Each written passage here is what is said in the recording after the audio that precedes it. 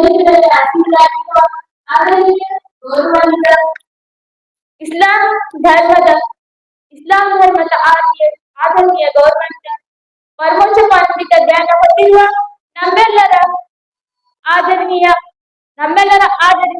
ಮೊಹತರಮ ಇಲ್ಲಿ ಬಂದಿರುವ ನನ್ನ ಹಜರತ್ ಮೌಲಾನಾ ಸದ್ದಾತ್ ನೌಮನಿ ಇವರ ಪ್ರೀತಿಯ ಪುತ್ರಿಯಾಗಿರುವ ಮತ್ತು ಇಲ್ಲಿ ಬಂದಿರುವ ನನ್ನ ಗುರುಮಾತೆಯರೇ ಹಾಗೂ ನನ್ನ ಸಹೋದರಿಯರೇ, ಇಂದು ನಾನು ಇಸ್ಲಾಂ ಧರ್ಮದ ವಿಶೇಷತೆಗಳ ಬಗ್ಗೆ ಒಂದೆರಡು ಮಾತುಗಳನ್ನು ಹೇಳಲು ಬಯಸುತ್ತೇನೆ. ಲೋಕದಲ್ಲಿ ಅನೇಕ ಧರ್ಮಗಳಿವೆ, ಆದರೆ ಇಸ್ಲಾಂ ಧರ್ಮದ ವಿಶೇಷತೆ ಎಂದರೆ ಅದು ಮನುಷ್ಯರಿಗೆ ಗೌರವ ಮತ್ತು ಮಾನವವನ್ನು ನೀಡುತ್ತದೆ. ಪವಿತ್ರ ಕುರ್ಆನ್ ಮಾನವನ ಸಮಾಜಕ್ಕೆ ಸತ್ಯ, ನ್ಯಾಯ ಮತ್ತು ಸಹೋದರತ್ವದ ಸಂದೇಶವನ್ನು ನೀಡುತ್ತದೆ. ಇಸ್ಲಾಂ ಯಾರ ಮೇಲೆ ಅನ್ಯಾಯ ಮಾಡಲು ಅನುಮತಿ ಕೊಡುವುದಿಲ್ಲ. ಪ್ರತಿಯೊಬ್ಬ ಮನುಷ್ಯರಿಗೆ ಗೌರವ ಮತ್ತು ಹಕ್ಕುಗಳನ್ನು ಬೋಧಿಸುತ್ತದೆ. ಇಸ್ಲಾಂ ಧರ್ಮವು ಸುಳ್ಳು, ಅಪವಾದ, ಪರನಿಂದನೆ ಮತ್ತು ದೇಶವನ್ನು ತಡೆಯುತ್ತದೆ. ಸತ್ಯವನ್ನು ಮಾತನಾಡುವುದು, ನ್ಯಾಯ ಪಾಲಿಸುವುದು, ಪರಸ್ಪರ ಪ್ರೀತಿ, ಪ್ರೇಮ, ಸಹಕಾರದಿಂದ ಬದುಕುವುದನ್ನು ಕಲಿಸುತ್ತದೆ. ಸಮಾಜದಲ್ಲಿ ಶಾಂತಿ, ಸಹೋದರತ್ವ ಮತ್ತು ನ್ಯಾಯ ಸ್ಥಾಪಿಸುವುದೇ ಇದರ ಉದ್ದೇಶವಾಗಿದೆ.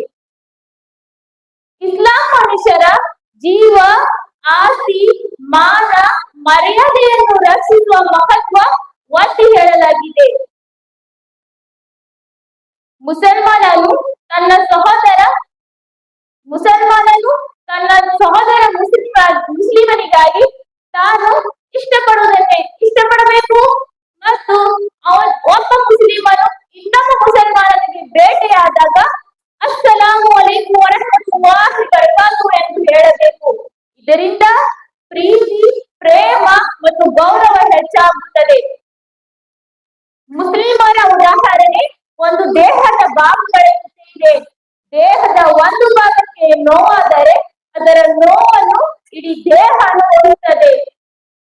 ಇಸ್ಲಾಂ ಧರ್ಮದ ವಿಶಿಷ್ಟಗಳನ್ನು ಯಾವುದೇ ಮಾನವ ನಿರ್ಮಿತ ವ್ಯವಸ್ಥೆಗೆ ಸಮಾನವಾದ ಸ್ಥಾನ ನೀಡಲು ಸಾಧ್ಯವಿಲ್ಲ.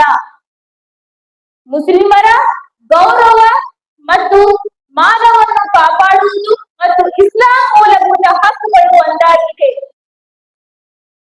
ಇಂದಿನ ಆಧುನಿಕ ನಾಗರಿಕತೆಯ ಮಹಿಳಾ ಹಕ್ಕುಗಳು ಮತ್ತು ಮಾನವ ಹಕ್ಕುಗಳ ಬಗ್ಗೆ ಎಷ್ಟು ಮಾತನಾಡಿದ್ರು ಇಸ್ಲಾಂ ಧರ್ಮವು ಹಿಂದೆ ಮಹಿಳಾ ಹಕ್ಕುಗಳು ಮತ್ತು ಮಾನವ ಹಕ್ಕುಗಳು ಸ್ಥಾಪಿಸಿತು. ಸಮಾಜದಲ್ಲಿ ಶಾಂತಿ, ಸಹೋದರತ್ವ, ನ್ಯಾಯ ಬೆಳೆಸುವ ಮೂಲಕ ಉತ್ತಮ ಸಮಾಜವನ್ನು ನಿರ್ಮಿಸಲು ಪ್ರೇರೇಪಿಸಿತು.